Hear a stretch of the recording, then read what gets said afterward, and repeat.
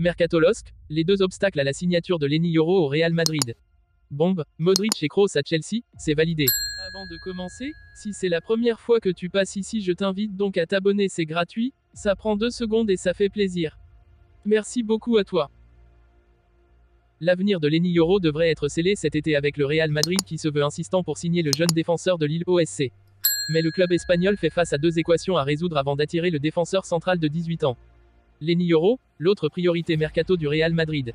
La signature de Lenny Yoro est l'un des grands vœux du Real pour la saison prochaine, où le club a vu dans le français le joueur dont il a besoin pour renforcer sa défense. Cependant, l'opération visant à faire venir le défenseur central de 18 ans a récemment rencontré 2 problèmes qui pourraient affecter cette signature, Florentino Pérez devant attendre la résolution de ceux-ci pour déterminer l'arrivée de Yoro. Selon Defensa Central, la signature de Yoro dépend de la situation de 2 joueurs madrilènes clés au cours des prochains mois, que Florentino Pérez devra attendre avant d'agir. Le Real Madrid veut résoudre la situation de Nacho et Alaba avant d'embaucher un autre défenseur, comme l'a rapporté Relevo. Le défenseur espagnol connaît une saison irrégulière, mais malgré ses erreurs, le club s'est montré très optimiste quant au fait que le joueur finira par renouveler son contrat avec l'équipe.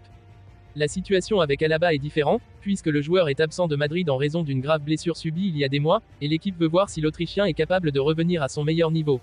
Ces situations ont été présentées comme les gros problèmes pour la signature de Lenny Yoro, et ce qui a fait attendre Florentino Pérez la résolution rapide de ces problèmes pour pouvoir poursuivre le mouvement visant à recruter le talentueux défenseur central français. Le Real pas inquiet pour la signature de Lenny Yoro. Ces problèmes qui ont surgi, même s'ils ont momentanément gêné la signature de Yoro, ne constitueront pas un obstacle majeur à l'arrivée du jeune français, Madrid sachant qu'il doit renouveler sa défense le plus rapidement possible. En plus de cela, le Real connaît la qualité de Lenny Yoro et n'a pas l'intention de perdre un joueur qui a tout pour être le meilleur à son poste dans les saisons à venir, où l'équipe aura besoin d'un défenseur central fiable. L'équipe de Chelsea a été invitée à recruter 2 légendes du milieu de terrain du Real Madrid pour renforcer son effectif. Depuis que le nouveau propriétaire Todd Boehly a pris ses fonctions à l'été 2022, le club londonien a été l'un des plus dépensiers du football, mais ces dépenses massives ne se sont pas traduites par des résultats sur le terrain. Après une saison 2022 à 23 décevante qui a vu le limogeage de Thomas Tuchel et de Graham Potter, Pochettino se retrouve aujourd'hui à la tête d'une équipe de Chelsea qui se traîne à la 11e place de la Premier League. Boehly risque maintenant de voir son équipe terminer en dehors des qualifications européennes pour la 2e saison consécutive et pourrait bien procéder à de nouveaux changements radicaux cet été. Selon Joe Cole, l'ancien joueur vedette des Blues, une double opération audacieuse au stade Santiago Bernabéu pourrait enfin renverser la situation. 2 vétérans sur le pont. Luka Modric veut-il venir jouer en Premier League une année de plus? C'est demandé Cole lors d'un entretien avec Talksport. Il est toujours en train de faire des choses au Real Madrid. Combien a-t-il aidé Eduardo, Camavinga, Aurélien, Tchouaméni, Federico, Valverde? Il aurait eu une telle influence sur eux en tant que joueur. Toni Kroos a 34 ans, mais veut-il se tester à son âge, en venant ici et en aidant cette jeune équipe?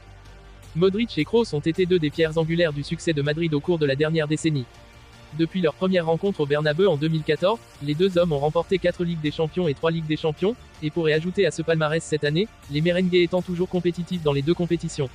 Même à 38 et 34 ans, leur talent et leur expérience seraient un atout considérable pour Chelsea, qui cherche à remonter la pente, mais il n'est pas certain que Madrid soit prêt à céder 2 de ses idoles le même été.